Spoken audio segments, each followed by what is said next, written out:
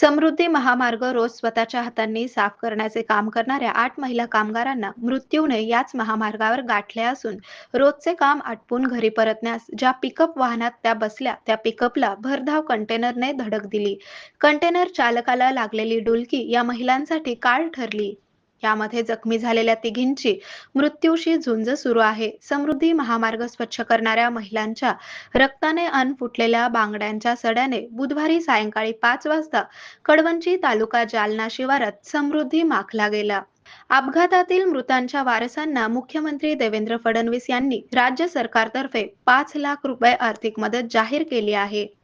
यामध्ये अलकाबाई दादाराव आदमाने वय 45, कांचनबाई प्रकाश आदमाने वय 50, मीना परमेश्वर आदमाने वय 44, सुमनबाई कचरू आदमाने वय 70, सर्वजण राहणार निधोना तालुका जालना.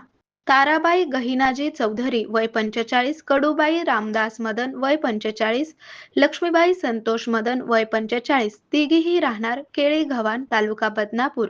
मंगलाबाई प्रकाश शिनगारे वय 55 राहणार खातगाव यांचा यामध्ये मृत्यू झाला आहे. पळून जाण्याच्या तयारीत असलेला वाहन चालक प्रकाश राजवर वय 25 राहणार सुलतानपूर यूपी याला लोकांनी चांगला चोप दिला, नंतर त्याला पोलिसांच्या स्वाधीन केले आहे.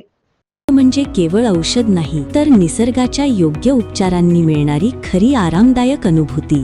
सोलापूरमध्ये निसर्गोपचाराचं विश्वासाचं नाव लिमये निसर्गोपचार केंद्र.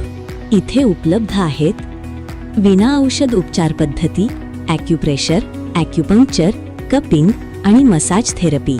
सर्व प्रकारच्या आजारांवर निसर्गाच्या माध्यमातून